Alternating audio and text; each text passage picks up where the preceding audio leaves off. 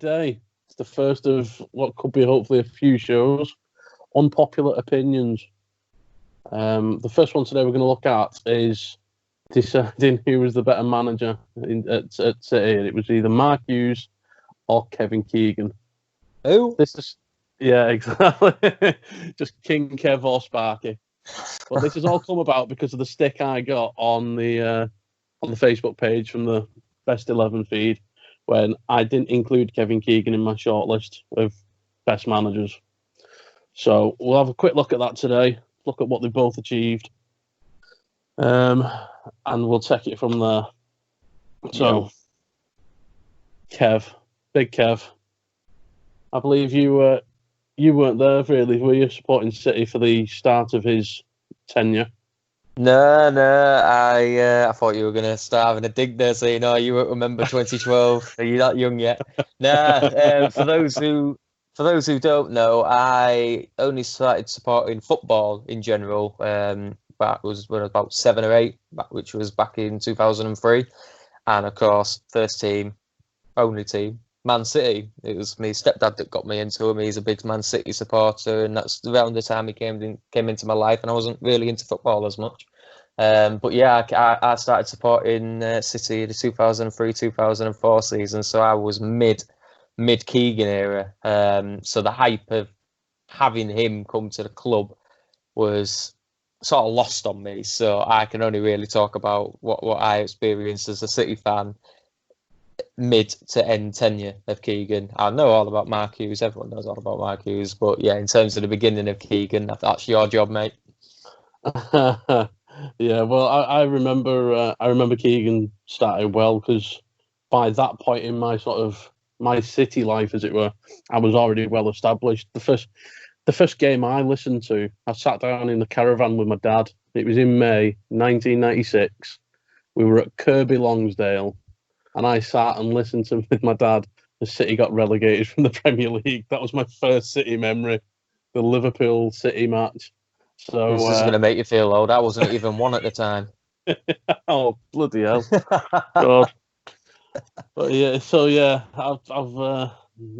I've seen the shite, the crap that followed that, like the Coppell and Clark and all that nonsense.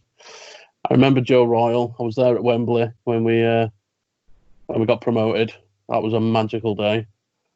And then I remember feeling a bit sorry for him. We got the back-to-back promotions, then the relegation from the Premier League, and then all of a sudden we end up with Kevin Keegan at the helm. It's like, wow, this is we've gone from not mediocre managers, but sort of the lower league specialists to suddenly King Kev.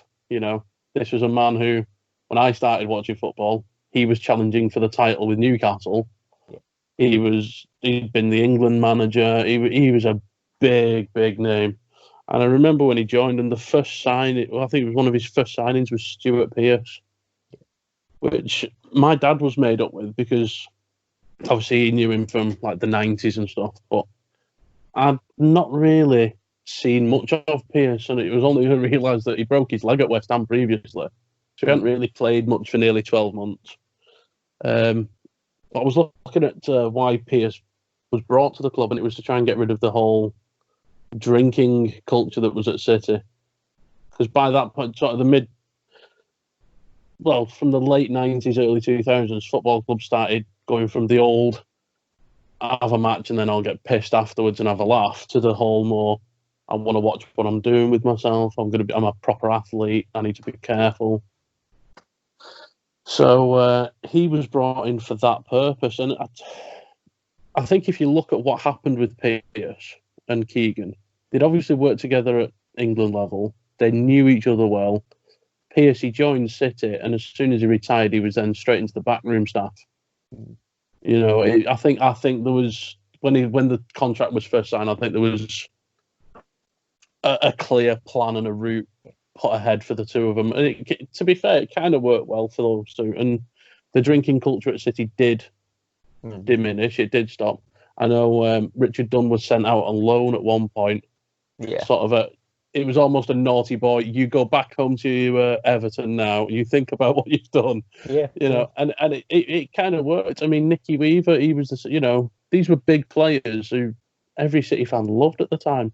Yeah. Every City fan loved them. Nicky Weaver, he'll go down in history with City for being that keeper at Wembley. And the season after doing the cartwheels. He'll also be remembered for being a bit of a pisshead. It's a shame, but City fans do have a love for the club and a love for the players. Very sentimental. I remember being gutted when Weaver was booted out, But I think Keegan had the balls to do it. He was like, no, this is what we need to do.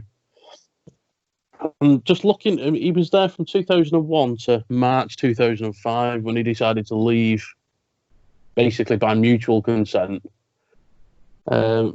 He states in his autobiography that the reason he left was because there was a big difference, basically, of opinion with him and the then chairman, Mr. Bernstein, which he says it was because he thought the club could be going further and achieving more, and he needed more money to do that.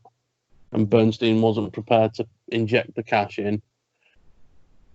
Which, to be fair, I can understand why Bernstein wouldn't want to do that. He was a bit of a City fan. He was happy with the club. We'd almost been on the brink of losing everything. He did want to be more consolidating, but then you look at what Keegan was spending. He brought and the players he spent on. Well, one of the biggest signings I think he made, I think most people agree, would be Nicholas Anelka. If you take into consideration at the start of '99 season, when City had just been promoted to what was then Division 1, Anelka was in Real Madrid earning 60 grand a week as one of the hottest young strikers on the scene. A few years later, he's putting the blue shirt on, playing for City. We spent just over 13 million on him. And then we had Robbie Fowler as well for just over 8 million. So you're spending over 20 odd million pounds, which in those days for two strikers was an awful lot of money. And we're talking established strikers as well, aren't we? It's not just punching apart for 13. These are strikers that could take us to that next level and establish us as a permanent Premier League club. Exactly. Well, Anelka did. I mean, he scored quite a few goals for City, important goals. I mean, we went to Anfield and got points. Yeah. Which we can't even do that now. We're struggling. Even when it's handed to us in a penalty. Yeah. But I look at Keegan's other signings, and I think this, to me, is where he sort of went wrong. And I think this is where, for me personally, he became a bit of a failure. I'm looking at some of I didn't write all the signings, because there was loads and there was some crap in there as well. But he brought players like Bernabia and Berkovic to the club. Two fantastic creative players. Every City fan loved that they were there. Every City fan loved the fact that he got two creative midfielders playing together. Everyone said he couldn't do it, and they did. I mean, you hear people say, "Oh, if only we could have had Bernabia 10 years earlier." Well, that I think lies in the sort of pattern with Keegan. Sorry, he was signing players at the end of their careers for the vast majority of them. You've got those two. You've got Schmeichel, David Seaman, David James.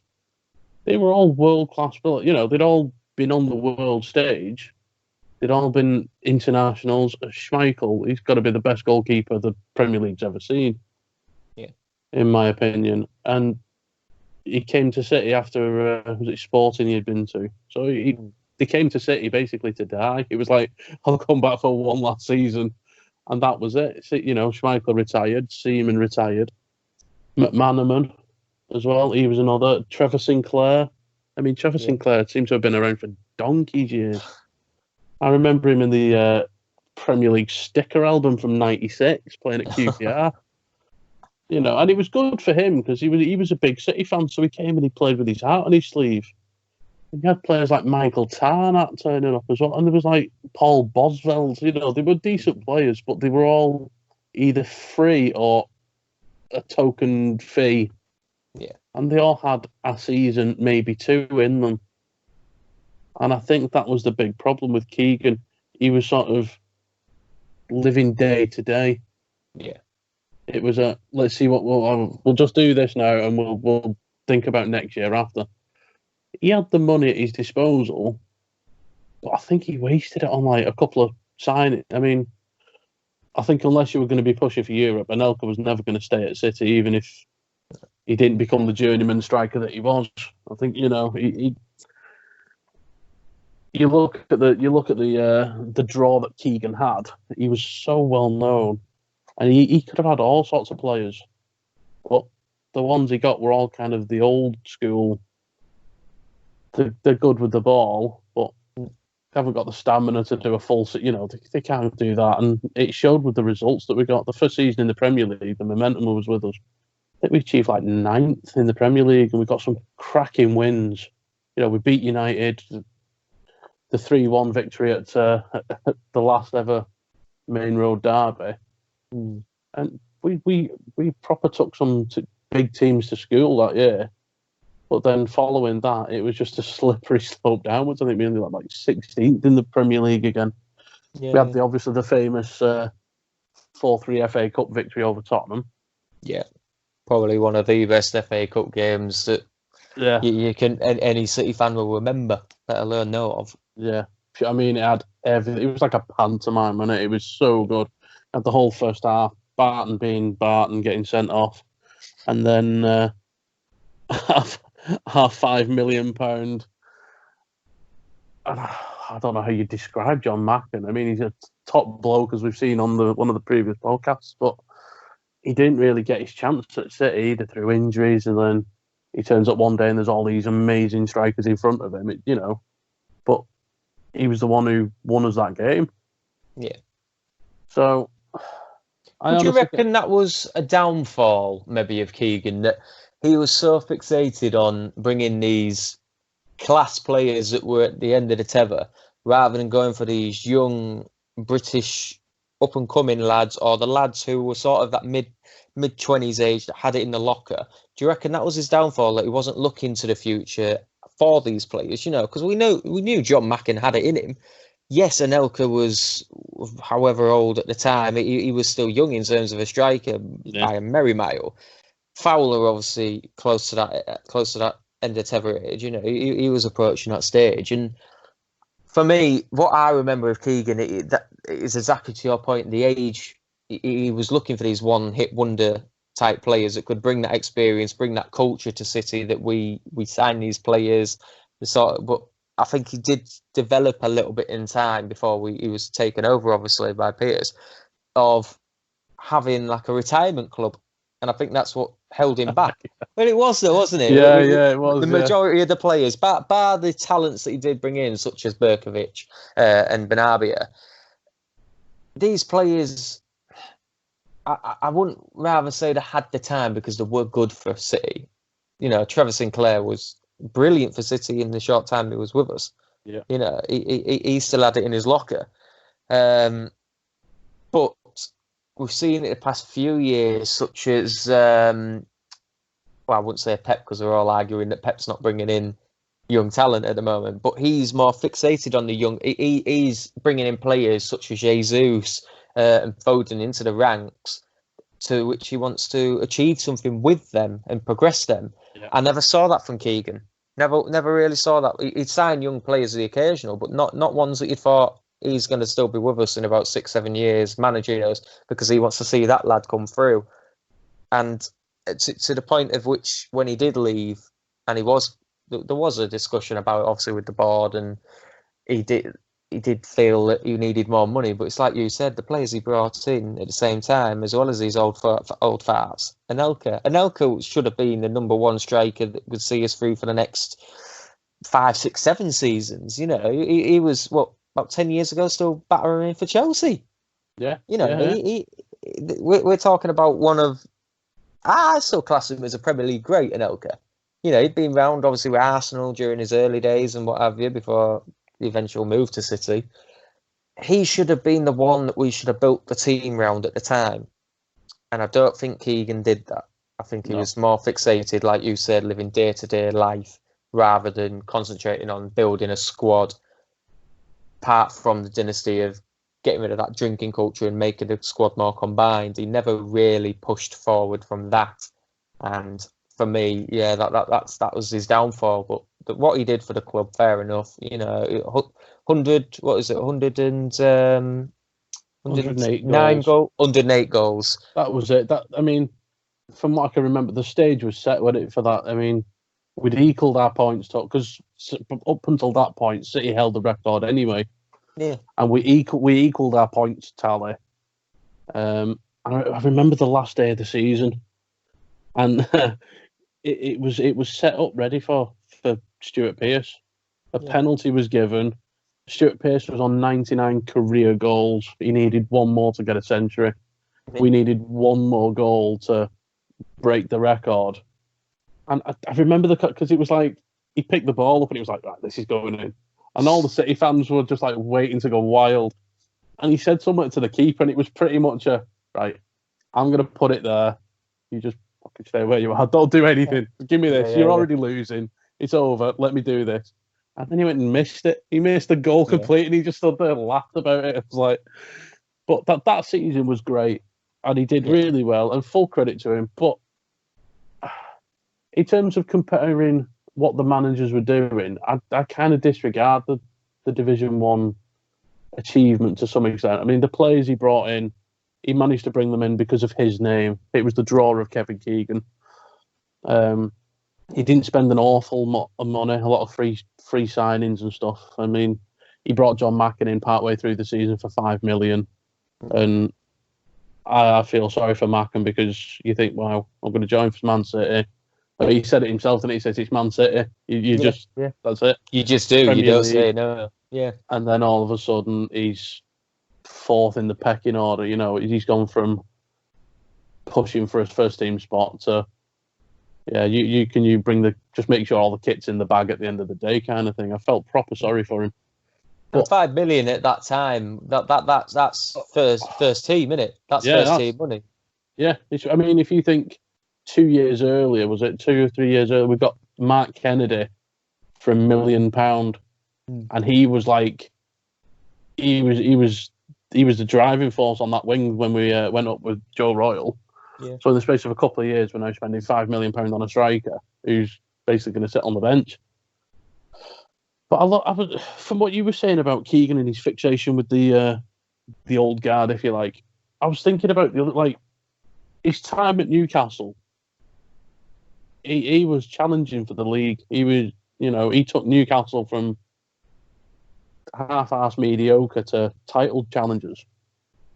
But he did it with money. Yeah. And he had to have the money to spend. And I look at his time, it was when he was managing the England squad. I think he could have achieved so much more with the England squad. Well, it was the golden generation, really, wasn't it? That was it. Yeah. It would have been whatever. It was the 2000 Euro 2000, wasn't it? But the players he had at his disposal. I mean, my opinion on Scholes, but he had the likes of Scholes, Beckham. I think Gerrard was breaking into the team then, and you had. Shearer was still in the side. He had a fantastic squad, the potential to really win stuff. And they fluffed it. Big style fluffed it. And I just think, if you look at what Mark Hughes did at Blackburn Rovers, with a fairly shoestring budget, he got them to challenge him for European spots. And the players he brought in, he didn't really spend a lot of money. There might have been a couple of free transfers and a couple of, £4 or £5 million signings. Players like Morton, Gamps Pedersen, for instance. But who was a baller. he was a decent player, and he had years in him. They were all players that thought, right, I'm going to come to Blackburn. I'm playing in the Premier League. I'm in my early mid-20s. We're going to push on. Some of the players he had in those days, they had like sort of Tud Guy and... Savage. So we had a couple of the more experienced players, but then, like I said, you had like some Morton Gamps Pedersen knocking around him. And they achieved some cracking stuff at Blackburn. And even Hughes' time at Wales, that was his first big managerial job. 99 to 2003, 4, I think he was there for. He got, I think Wales went on like a 12, 13 game unbeaten run, even picking up points against Italy, and they narrowly missed out on qualification. But for Wales at the time, when you think Giggs was basically their only decent player, because Bale hadn't quite become Bale yet, and Ramsey wasn't knocking it. He did some really good stuff with some proper crap. Yeah. And I think that, to me, that was the difference, because when Hughes came in, I've heard it mentioned that he basically bought all the players Sven had scouted, which, devil's advocate, I think, no, I don't agree with that to some extent, because just because somebody's been scouted by one manager doesn't mean you're going to like that player and you're going to do it. But even if we say yes, he did, well, name a club that doesn't. When a manager leaves, yes, his assistant usually goes with him and a couple of coaches. They don't take all the scouts and physios and all that. They always stay at the club. And Liverpool, they stole all our scouting data and went and bought players. Yeah, it's what you do. The only signing of Mark Hughes I don't really consider is Rubinho, because I think that was Mark Hughes was tucked up in bed, he'd done his business for the day, and all of a sudden he wakes up with this little Brazilian guy in the dressing room, because that was very much we've just bought the club, look at what we can do. United, £32 million for Berbatov, £32.5 million. We're going to go one back. It was a proper, anything you can do, I can do better type thing. Yeah. From what I remember of Mark Hughes, and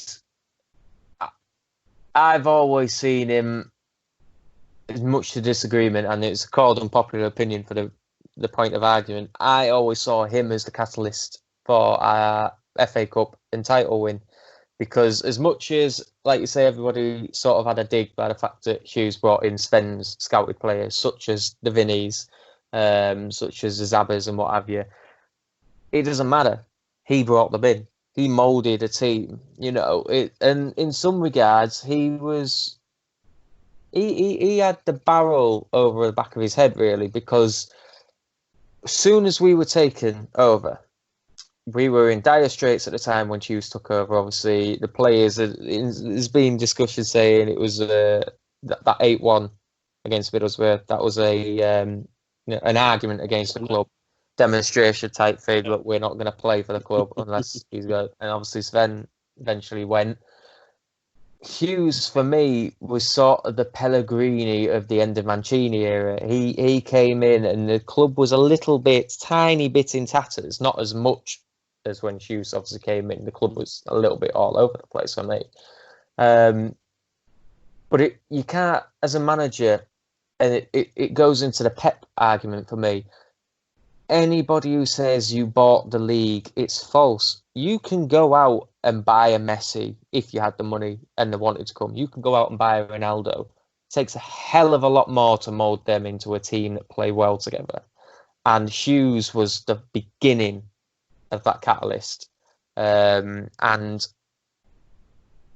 that first season, yes, we finished a place less than what Sven got us. I think 9th Sven got us and we finished 10th under Hughes' first season. We were in that dire straits moment. We was just signed a few players that were up and coming. We had some younger lads in there, like you say. He still had that experience, but he was still bringing in that sort of mid-20s, early 20s teenager style as well, and we just needed that little step up. And I think Hughes brought that. He never really had a style of play, to which I think Keegan, because obviously we're comparing them two, had a bit more. Keegan was a lot more about the tactics and play, and he initiated them well with the team. That's why I always thought Keegan probably should have done more than Hughes with the team he had available to him and the way he played as a manager. Hughes had this now narc behind him. We've got a billionaire owner behind us. We're looking for results. And I think his second season or half season, you have to say, because there's only the club that short amount of time, he was held back by it in some respects, because we were, I think, 5th or 6th at the time of his sacking in mid-December before Mancini came in. And for a club like City, who, we've gone from that laughing stock of the Sven era. We were, as much as we finished 10th, we were still a mid-table team. He took, obviously, the Pearson Sven era sort of collided for me.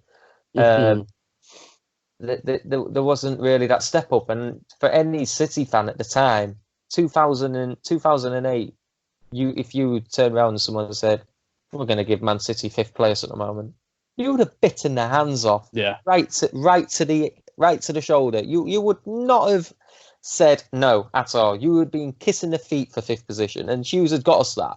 And I think it was that. The only problem with Hughes' team, we leaked goals. We leaked a hell of a lot of goals. Yep. We had the talent. We had Tevez in. He brought Tevez in. I think he was a huge factor to bringing Tevez in. And I've always, discussed to you before the podcast started, if we didn't have Hughes bringing in Tevez in, I don't think we would have had the likes of Zabba come in and stay in. I don't think we would have even had Aguero come in with that Argentinian ties. And Hughes, for me, was that he had the, as much as I hate it, the Manchester background, United background. Everyone knew Hughes. If you didn't like him, it don't matter. You still knew him. And I think players sort of came to that and bringing these players in. And that's the only thing that I think Keegan wins on. Hughes never really moulded that team into a fully fledged team. But at the same time, he never had the time to do it in. No. 1.5 season is nowhere near enough to bring your players in and mould them into a club. And I'm under the full belief if Hughes was there for another 2 seasons, he would have been challenging for the title. That's an honest belief. And like I say, it's unpopular opinions. People agree, disagree, but I honestly believe that. Same time, we wouldn't have had Bobby Mann come in. It's a tough one, but for me, I would have gone with Hughes all along over Keegan. Yeah, I honestly, I totally agree with everything you've just said. I remember when Hughes took over, I was quite pleased. Like I said, I'm half Welsh, followed Swansea for a bit. I've followed the Welsh football. I loved what he did for Wales. When it comes to international management, you pretty much got whoever was born there or whoever says they're from that country, that's what you've got to play with. He did some cracking stuff with some seriously shit players. Yeah. You can't not say he didn't. I mean, he achieved some cracking stuff with Wales, and I think that set them on a course for the way they've gone now. Where they, I think I'm not sure they're still above England in the world rankings at the minute, but I think he started that. He started that originally. He came to City, obviously. The thing with Sven brought some good players in, but then I think he was stabbed in the back a little bit. Yeah. Like you said, the players were pissed off. He came in, and yet, I mean, Sven got us European football through was it Fair Play League or something? Yeah. It was like it was there you go. You can have the Euro, the UEFA Cup just for being nice. We like you. And I look at what Keegan did in Europe, where I think we were knocked out in like the first or second round by some random Polish bank managers or whatever it was. Yeah. Keegan took us to was it the quarterfinals or something? I was there at that match against Hamburg, and my God, that was a fantastic game. And it was like we lost the game, but I was still amazingly proud of what we'd achieved, and I was like, I can't wait till next year. I said, next season we're gonna be playing up there, and I think it was that cup run that kind of cost us in the league a little bit, because it got to that point after Christmas. It was like we're gonna struggle pushing for Europa League spots this season, but we could probably do something in the cup itself this year and maybe get the Champions League. But it wasn't to be. I look at some of the players he signed though, because that first transfer window we had. Obviously, when he started at the club, we weren't the millionaires. We had Tatskin Shinawatra. And then it was so surreal, that transfer window, because at the start he plays like Ben Talhaim. Oh, Ben Tal. Yeah, he's a cult hero, obviously. Everyone knows him. But yeah, I know what you mean. He's not the marquee signings. I mean, he brought in Joe. But he also brought in Vinny though. Yeah. That was it, £4 million or something. He paid for Vincent Company. He brought in Shay Given, and he brought in Sean Wright Phillips. He brought little Wrighty back for a fraction of what we paid. On I a think it was side like note, half that what is we were some of paid. the best business City ever did, though. Getting rid of Wrighty for the price we did and buying back for, what was it, 8 million we signed him back for? Yeah, something. It was less than half what we given. I felt sorry for him because I think going to Chelsea kind of stalled his career a bit. But he came back. Saved the club, though.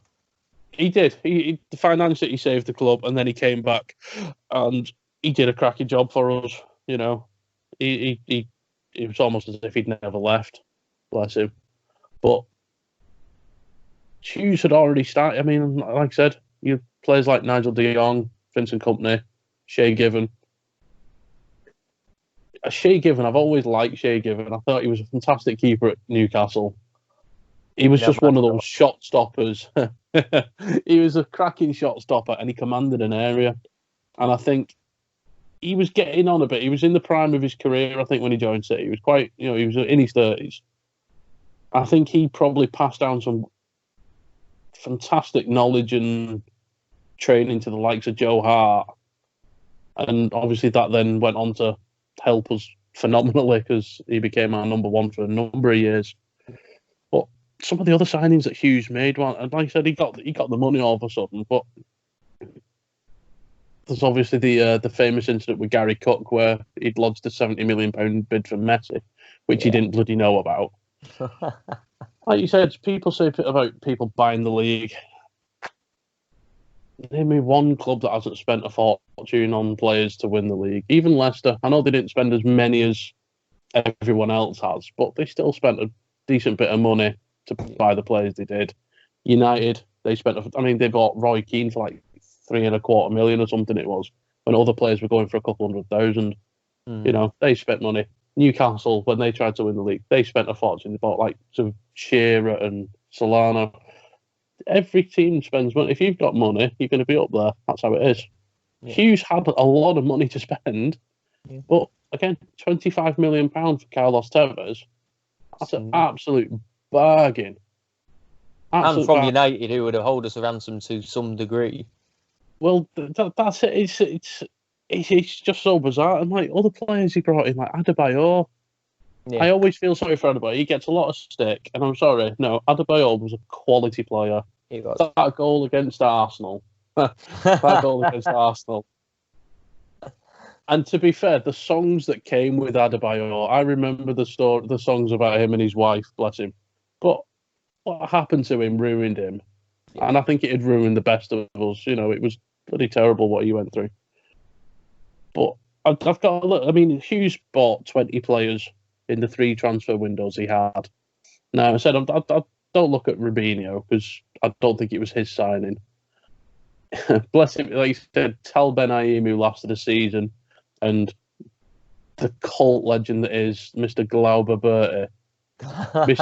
I mean, 6 minutes. God, I last longer than that in bed, for God's sakes, you know? And and yet he got cheered every time he touched the ball. Wish I got cheered like that every time. But anyway, it's just, you have to put a bleep there. But it's the players he bought. I've got, Nigel De Jong, Craig Bellamy, Wayne Bridge, Shawnee Wright, Given, Zaba, Company, Adebayor, Tevez, Lescott, Colo Torre, Gareth Barry.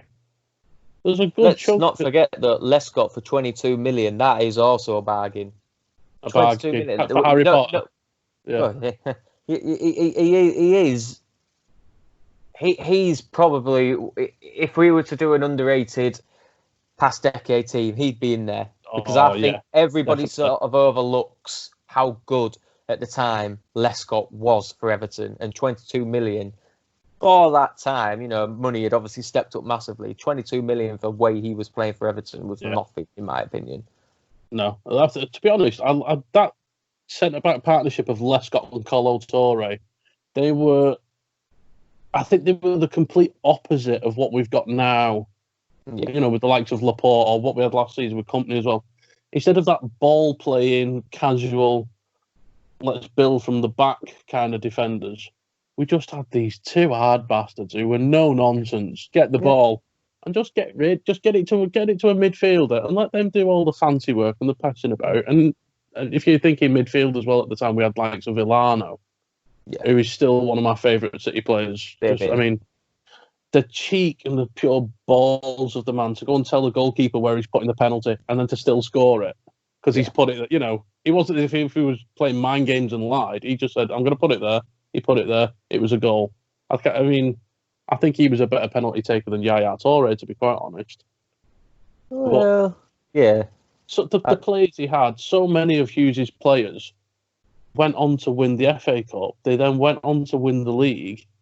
Mancini came in. He made a couple of signings that changed, you know, likes of Aguero, likes of Yaya. There's a couple of signings that really changed us from being what I'd think of as a Europa League team to a Champions League team.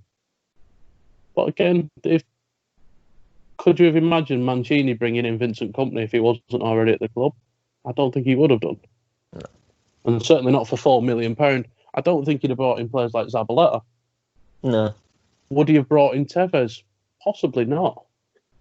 Well, that's what I said. If it wasn't for the United ties, I don't think half of them players had even heard of Hughes at the time.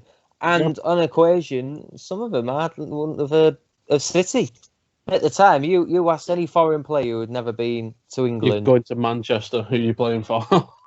United. I think it was Rubinho that thought he was originally signed for United, wasn't it? You know. Well, even if he didn't, that was the stick that he all got for it, wasn't it? Yeah. But Hughes, that's what I say. Hughes was that catalyst that took it to that level. You know, everyone started to know Man City at the time. We went bad, obviously, the 60s and the late 90s and the early 90s. No one really knew us. We were a club that was up and down like a yo-yo, and then we established ourselves in the Premier League, but we never really took that next step. We were sort of, at the time, what Everton are now, Everton and Crystal Palace are now. Yeah. That club that have got the history, the club that should be pushing, but they're not going for relegation. Palace were a couple of times, but they're not going for higher up, and that's what we were at the time. And Hughes took it to that level by bringing in them players, and in essence, like you said, those players went on to win the title. But I almost think the style of football that he played as well, it was quite composed. It was very attacking.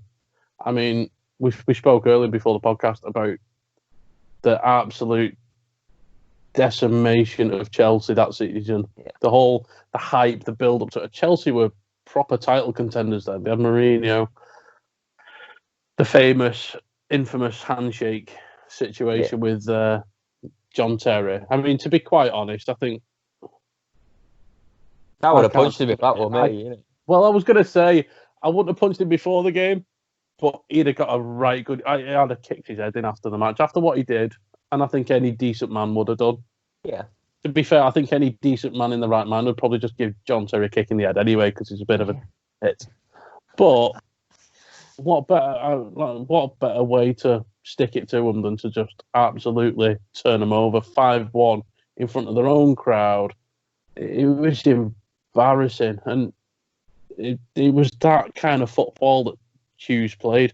Even the game at Old Trafford, again, it's weird thinking of spectacular, almost favourite City matches, and they happen to be ones that we've lost.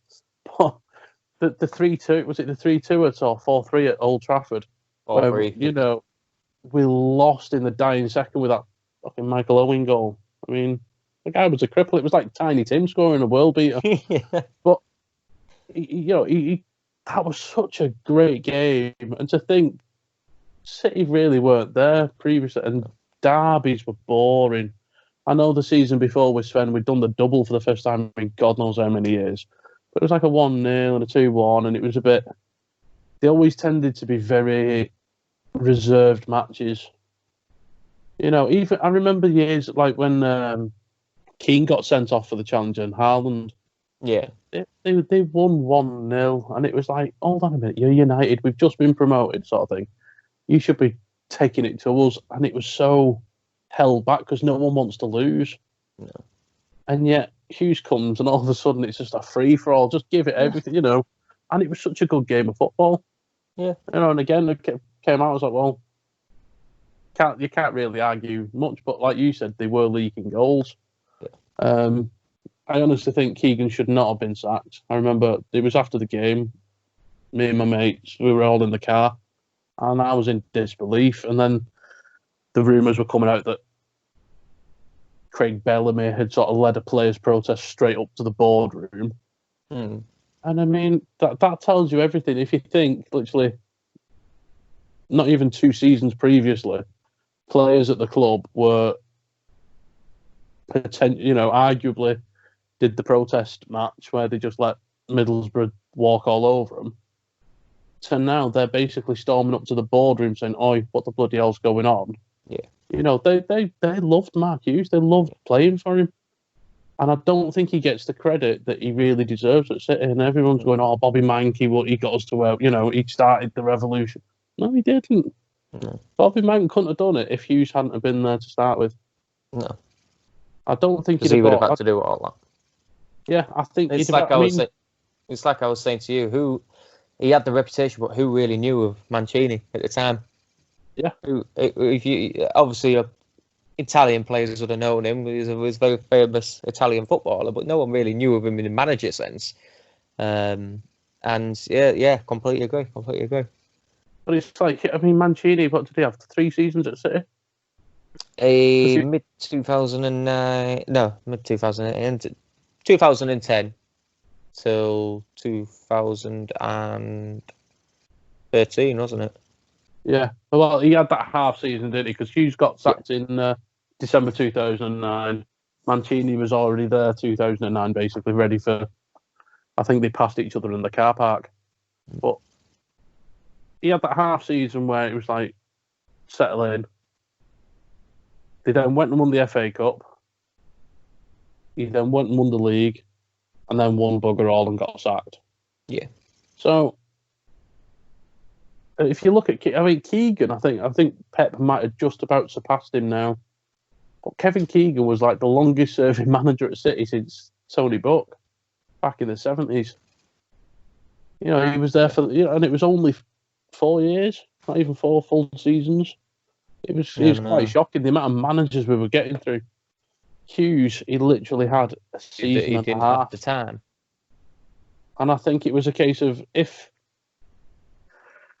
Shinawatra hadn't have been the dodgy guy that he was, and if he was just been a normal run-of-the-mill owner who's injecting a decent amount of money into the club, because he had a decent pot of money, bless him, before it was sort of impounded. But if he'd have had that money and if he'd have had the time, I think Hughes could have been there for a good few seasons and established us quite well. Yeah. I honestly don't think he'd have ever reached the heights we'd have got now. I couldn't really see us winning the league with Hughes. But again, at the time, if you think when we came in, I think we could have won certainly an FA Cup or a League Cup. Well, to be fair, remember in his final season, in his final season, he gets to the semi-final of the League Cup. Yeah, League Cup, yeah. Again, so he went out to United. Yeah, that was last-minute goal again, Wayne Rooney, that knocked us out. So the potential was there. It was slowly building. You could see there was progression. He was only there a season and a half, but you could already see he was building on what he'd done before, and I think it would have worked for him. Mancini came in, and again, the money that was spent, he bought a couple of decent players, and they went and won the league. And the rest is history. But to look at our original question, who was the better manager at City, Keegan or Hughes? I also look at what happened after they left the club. Like the teams that they left behind, like we said, Mark Hughes, a good chunk of his squad, they all went on to then win the league. They won stuff, but he brought them in. They went and won it with Mancini, and obviously players like Zabra and company. They won it with all the managers, after that, even with Pep. Kevin Keegan's side, Stuart Pearson took over. And my God, that was a boring season. That was shit after that. But again, Some of the players. can you blame Pierce though? If you think the players that he had when he took over for the last couple of months, he was it the famous incident with David James trying to get us into Europe? I think that was stupid, but we heard what Mackin said about that. I mean, yes, it was stupid. I think he was trying to make a name, and his nickname was Psycho. He is a nutter. But then players left, players retired. He ended up bringing players like Giorgio bloody Samaras in. Corradi. Bernardo Corrado. Oh, God, there was some real shit in Antoine Sibierski. My God.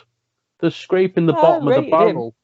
Oh, go away. Sibierski, I reckon he well, I did it. I thought he had a little bit in his locker. He wasn't the class player we needed at the time, but I didn't think he was a bad player. Yeah, he probably had it all in his locker because I don't think he appeared much on the pitch. He was crap. No. He just, to me, it was like Laurent Charvet had just been retrained as an attacking midfielder, and it was awful. That was like the worst. Like I said, I remember my first game listening to City get relegated from the Premier League. And even the players in that squad were still better than some of the crap Pierce brought in. And it was so dull. The football was unimaginative. It was boring. What was it? We scored like our lowest ever goal tally in the Premier League at home. And to think, 10 years earlier, we were getting relegated from the Premier League. Yeah. And we still scored more goals, for God's sake. So it just shows how bad he was. But again, it was you inherit the players that you've got from the previous manager. That's kind of what you've got. And the financial situation, I don't think Hughes had improved much. So Keegan had improved much. He may have saved the club with the selling of Wrighty, but there was nothing to build with for Pierce, so his career was a flop with City. Hughes comes in, Mancini doesn't win stuff. And again, like I said, Company, he's only just left last season, so a player Mark Hughes brought in, 10 years we got out of him, 10, 15 years, whatever it was. Same with Zabba. Same with Zabba, and Zabba's still doing it. I think he could still do a decent... I'd rather have him than Cancelo. Well, he's now retiring this season, isn't he? It's his last ever season, Zabba. He's in a suit and give him a job. He's doing his coaching badges. He announced yesterday he's progressing loads of them. He needs Number to. 2. I keep saying I would love to have Vincent. I mean, I'm not being funny. I love Vincent Company, but come back. And Anderlecht isn't your home anymore. You've left the land of chocolate and poirot. Come back to Eastland. Your wife's you're a Manc. You're an adopted Manc. Belgium didn't want you. We want you. He'd be number 2. I'd have Zabaleta in charge of the youth at the EDS. And do you know what? I've recently found out Bellamy is actually helping out with Mr. Company over at Anderlecht. Yeah.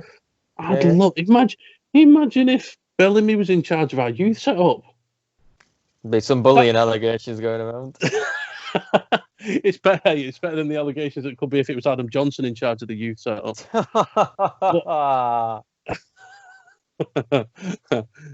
If it's not unpopular opinions, it's got to be controversial ones, put it that way. Yeah. But the first unpopular opinion show, we both agree on the unpopular opinion. Yeah. We are going a hell of a lot off topic. Yeah. That's me just waking up. I'm kind of, yeah. There you go. I think we could both agree, can't we? We could both agree. From our opinion, far from an expert one. Mark Hughes probably did better for Man City than Keegan did. Quite a lot better. So, if anyone disagrees, pop your response on a postcard and send it to Old Trafford.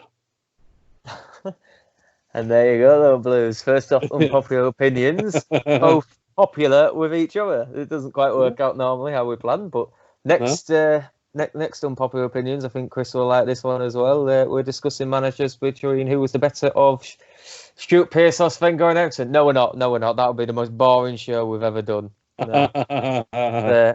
That's one to get us going, Blues. So those who do watch the show, give us a quick message, comment on below, and don't be afraid to give us an idea for our next one, which I hope to film next Wednesday as well. So yeah. Anyway, anything else to add? Anything else to add, Dan? No. All I know is we're going to get some stick. That's how I like it. I know plenty. Good beating. Yeah. Even our own admins, even I think it must be an old person thing because I think we're quite young in the group. Yeah. I think it must be a bit of seeing. I don't know. You were watching football while I wasn't even 1 year old. I know. Have you still qualified for you? I know you've shaved the top of your head. Have you started shaving around the sides as well yet, or are you not quite there yet? Yes, I've got a smiley face. I've got 2 bits there, and I've got a missing there, so it's like 2 eyes and a mouth. So anyway, enough of that, Blues. Right. We'll call that a day for today. Yep. Stay safe, everybody, and we'll see you next week. And in the words of City Dave, City till we die. Take care, mate.